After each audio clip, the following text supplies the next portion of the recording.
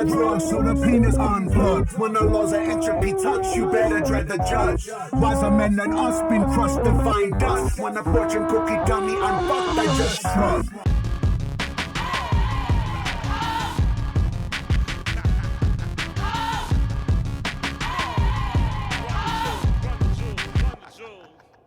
I used to pray to God, but I think he took a vacation. Cause now the state of Cali is ran by these corporations. The skyscrapers shadow the homeless, the population. The degradation they face, which should be an abomination. They body parts are stolen and sold to the richest patient. And we the mercenaries at war with the active agents. The legislators that work for the sadists that kill the babies. Would die in the back of a bullet-riddled Mercedes. Just to serve, murder them and the chauffeur. With humble herb, let my brain exit the herb. That's righteous, huh? Cyberpunk, holding a pump. Keanu Reeves, cyber arm under my sleeve. I blast them all, watch them fall like autumn leaves. Damn it, I can't leave. Night City keep calling me. God damn it, I'm a G. And this fuck shit is all it needs. Life a funky bitch, but this bitch ain't divorcing me.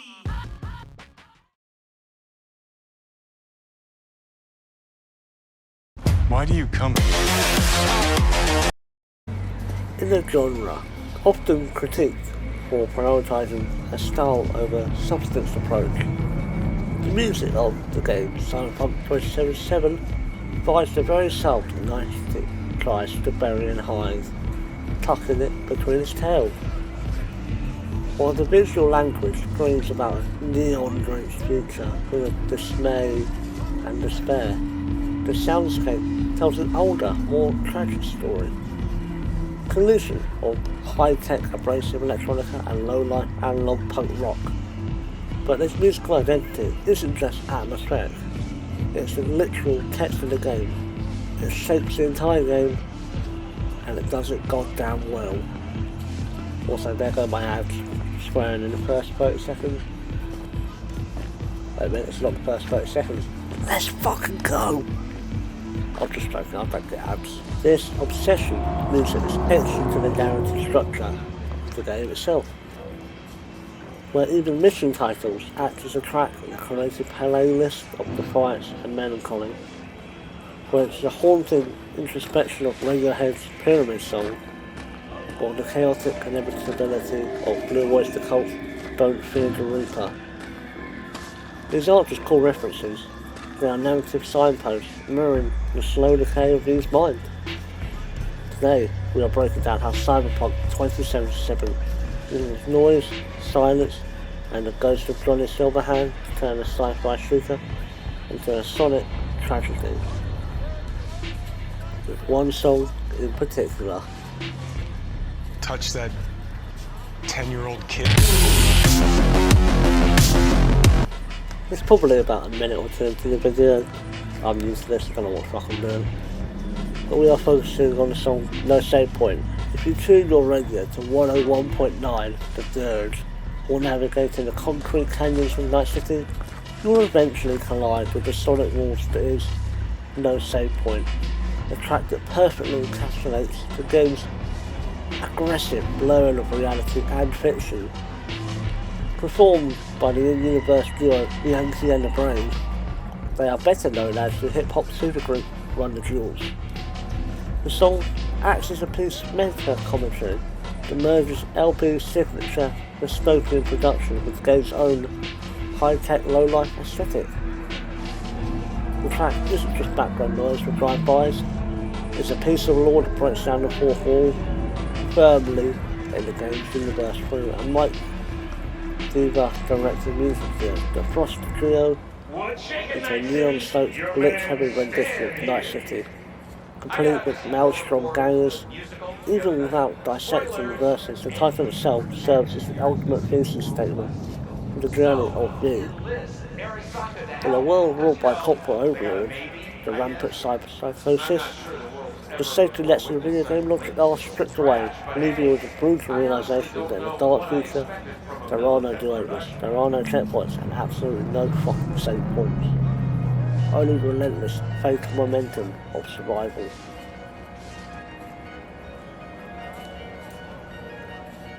In Night City you can become... I am not going to be singing this because I cannot do it justice. But yes, here we go.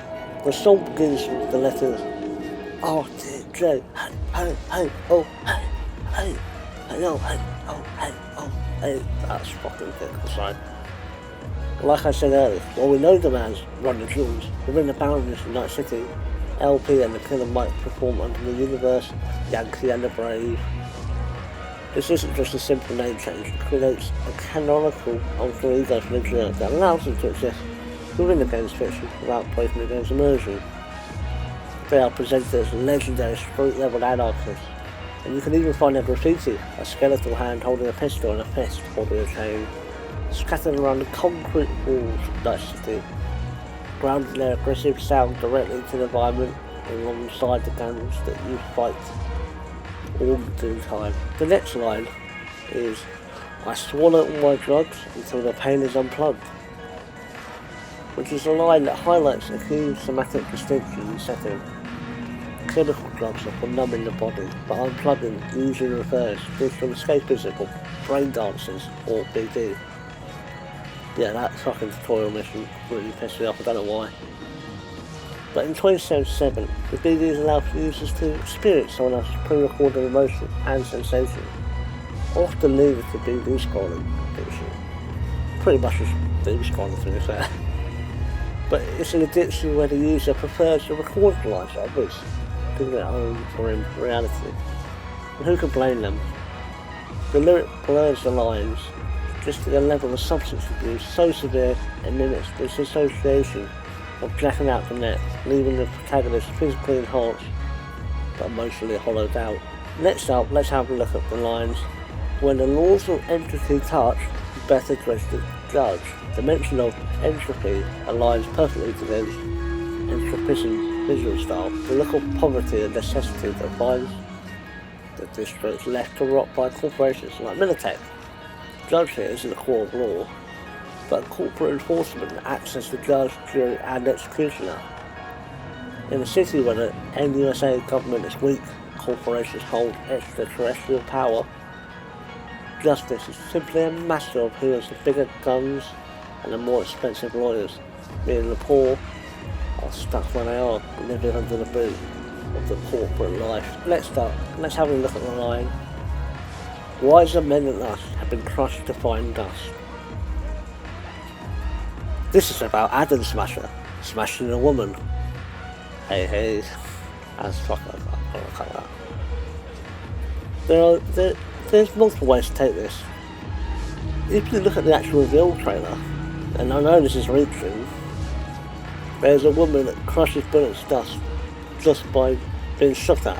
They turn to dust because they're fucking useless, but yeah, they're shot by Militech. Yeah, it makes sense they're useless. But I'm going to stick with Atom Smasher here. The game's ultimate boogeyman, who literally crushes enemies with his massive cybernetic frame in the lore. The lyric serves as a reminder that Night City, becoming a legend, usually means ending up as a stain on the pavement, often at the hands of someone who sacrificed their humanity. Power long ago.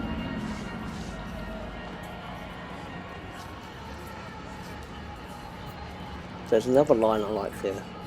When the fortune cookie tell me I'm fucked, I just shrug. Yeah, pretty much. This line reflects utter lack of genuine hope in the dark future. We talked earlier about the start of the game and how poverty is a main part of the atmosphere and the environment, and how the poor people are trapped down below.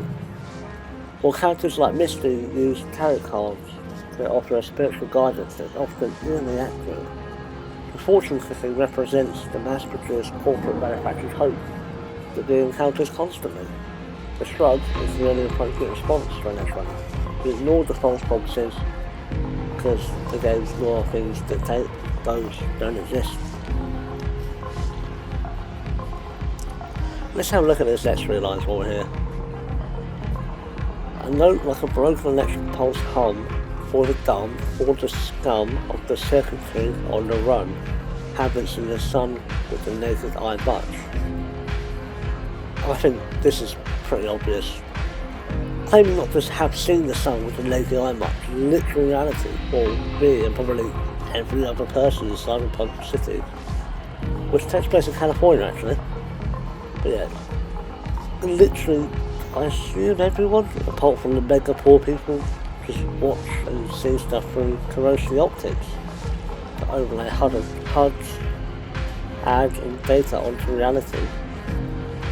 Furthermore, ecological collapse in cyberpunk lore means the actual sun is often obscured by smog and acid rain, forcing the population to rely on artificial light.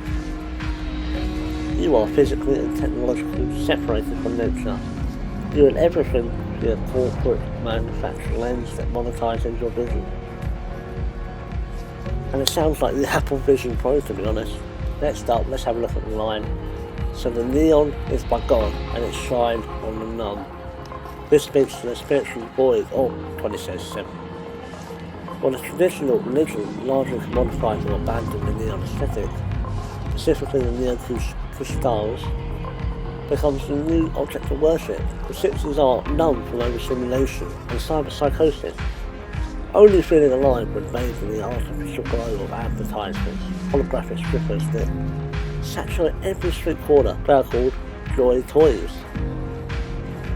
And back in the day, there was a massive speedrunner film. It was the speedrun category to find one and have sex with them. Would you like to know what model they used? The Johnny Silverhand model, which is wild. Just imagine speedrunning sets with Johnny Silverhand. Anyway, the city provides a sensory overload that acts as a surrogate for spiritual fulfillment. Now these lines are good, and they reference a specific part of the story. Half off of the bike, gun cocked, okay ready, work ain't been too steady, I'm headed for something heavy. If you got the credit, I'll pull the crime of the century. This is the song's most direct narrative hook, explicitly talking about the highest at Capacity Plaza, stealing a relic from Yorubu Arasaka is literally the crime of the century that he commits. Motivated by the promise of credit and street cred, the song captures the tragic irony of the prologue. He takes the job to hit the big leagues, but immediately spirals into a fight for survival, proving the promise of a big score is the deadliest trap in Night City. The next line, morality is only a memory when the belly's empty. This summarises the edge runner economy explicitly found in the tabletop lore and the video game as well. Many mercenaries aren't sociopaths by choice. They are forced into violence by a system where social safety nets have been eradicated. Survival in Night City often requires checking your conscience at the door, a theme explored constantly as B takes on gigs that range from theft to assassination just to pay the victim back. It's a critique of extreme capitalism, where ethics are a luxury only the wealthy can afford. Swine that get high focused on taking mine, the online swine who won't deny me my piece of pie. The reference to fighting a hive mind parallels Johnny Silverhand's crusade against the corporate rat mentality. Johnny views corporations not just as businesses, but as a collective consciousness that strips away individuality, a hive mind that he is forced to share brain with. The swine, trying to take what it mirrors, is Arasaka's attempt to overwrite Reeves' personality with a relic, turn a battle for Reeves' mind into a literal war against a corporate collection of souls. Any fucker in this bright future that they design don't comply, I'll supply your deletion. The end is nigh. The threat regarding deletion sounds exactly like the protocol military, the weapons manufacturing giant that prioritises lethal efficiency. In the corporate wars law, deletion isn't just killing, it's erasing soul from the net, the consensus and the history. The line captures the ruthlessness of the corporate agent that we and many others fight against. My human life is a line of code to be debugged and removed if it doesn't comply with the quarterly earnings report. Now, this is my favourite line in the entire song. I don't know why, I'm not religious, but the line, I used to pray to God, but I think he took a vacation, which just sounds fucking sick to be fair. The admission that God took a vacation speaks to the perverse nihilism in the setting. In a world where people can edit their soul's memories, the concept of divine intervention feels obsolete. This vacation allows the vacuum to be filled by the mega corporations. Now wield godlike power to give life by cloning, biotech, and take it away by Soul Killer. effectively replace religion with the worship of capital crime. The next line is also quite a good one. It actually tells you where Cyberpunk is based. I don't think they tell you that in the story, but the line is now the state of Calais is run by these corporations. It correctly identifies the political landscape in the law as well as in the game world. Northern California has succeeded to become a free state, independent from the NUSA. But this freedom has made it a puppet for Arasaka and Nightfall. The government has no real power, the city council is owned by the highest bidder, and legislators that the white rich and later are just middle management from the board of directors. And the police are just effectively private security contractors. The next part talks about the body parts that are stolen. For instance, the skyscrapers shadow the homeless the population. The degradation they face, it should be an abomination. Body parts are stolen and sold to the rich patient. It's a clear reference to the scavengers, which is a faction that B fights throughout the game. Scabs kidnap the victims to forcibly harvest their cyberware, reselling the chrome on the black market. Emphasises commodification of the human body in 20th century. You want a person with a collection of valuable spare parts waiting to be possessed by someone with more money. The richest patient is the ultimate consumer, devouring the poor quality literally to extend their own life by a few years. Next up we have the lines, and we are the mercenaries at war with the active agents, the legislators that work with the sadists that kill the babies, that die in the back of bullet-riddled Mercedes. Let's be real, this line is literally just talking about Jackie Weaver. Wells. Fuck. Yes, Jackie Wells, sorry. Who the fuck is Jackie Weaver? I had to do a double check, but Jackie Weaver, I don't know why, but she's from a local council that had a fucking Zoom meeting back in 2020 when she got told she has no authority. Jackie Weaver, you have no authority. Okay, I'm getting distracted. I'm getting very distracted. I want to do a video on that. Fuck, I've got to write that down. Next time. We'll start the meeting, and I want to repeat what I said at the beginning of the last meeting, that this meeting has not been called according to the law. The law has been broken. It has been properly Will you called. please let the chairman Mrs. Weaver, please. If you disrupt this meeting, I will have to remove you from it. You can't. It's only the chairman who can remove people from a meeting. You have no authority here, Jackie Weaver. No authority at all. She's just kicked him out.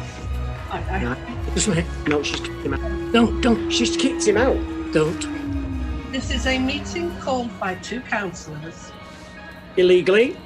You may now elect a chairman.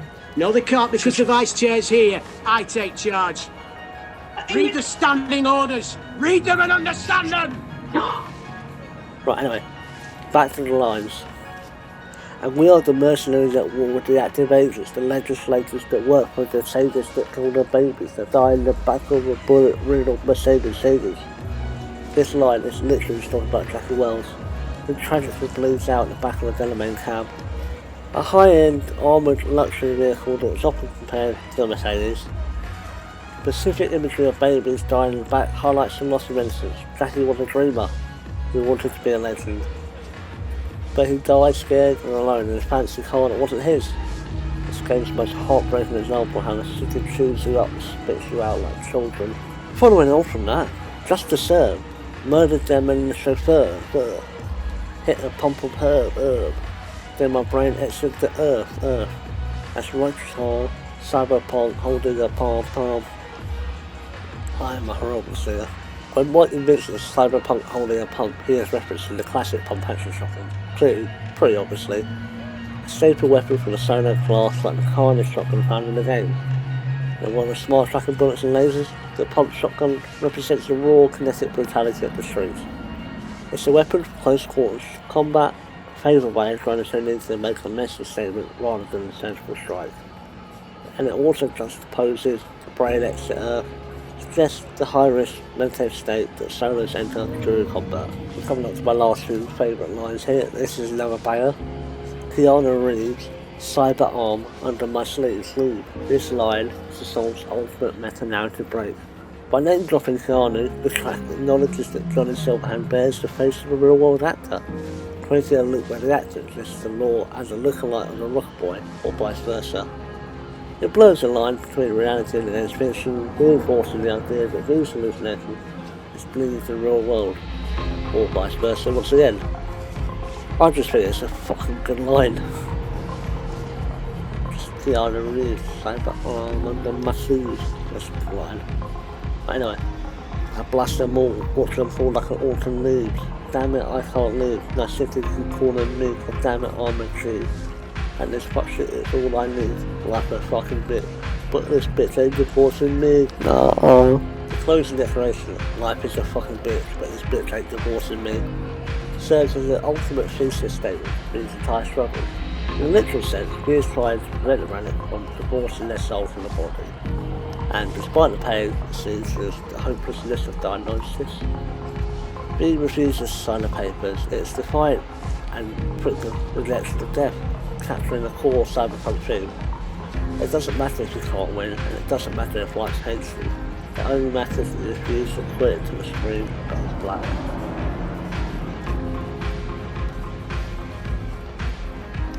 If I need your body, I'll fucking... Ultimately, the music of Cyberpunk 2077 is not just a soundtrack, it's a game's narrative conscience. The choice to title every main quest after a song grants defiant rage of samurai track, quiet sorrow of a deep cut like every song, establish the entire journey as a predefined player's tragedy, a life already written and scored, but it is at no save point that provides a grim, undeniable coda to this musical entry. The title weaponises the video game concept, reminding the player that Reeves' battle against the relic is not simply a challenge, but a point of no return. In a world where the corporations have replaced God, where morality is only a memory when the bed is empty, and when friends die in a bullet-riddled cab in the back of a Mercedes, the visual aggression of one of these forces the player to accept a fatalistic rhythm. We must fight this fucking bitch of a life, not because they can win, but because to stop fighting is to accept deletion and a divorce, essentially. The soundscape therefore proves that the game's heart beats into its baseline, acting as a meticulously crafted audio commentary on corporate greed, human decay, and the sheer punk stubbornness required to survive. Reeves' story, scored by the haunting cello motif of P.T. Adams and fueled by the raw and arctic energy of Yankee and the Brave, is a tragedy that refuses to be silent. It is a world that shouts, screams, and wails there are no save points. But through the noise, it transmits the true spirit of the edge runner. The fears, defiant refusal to quit. Now choose. I want to hear your take. Which song best defies his journey, and what piece of Lord music illuminates for you? Drop a comment below.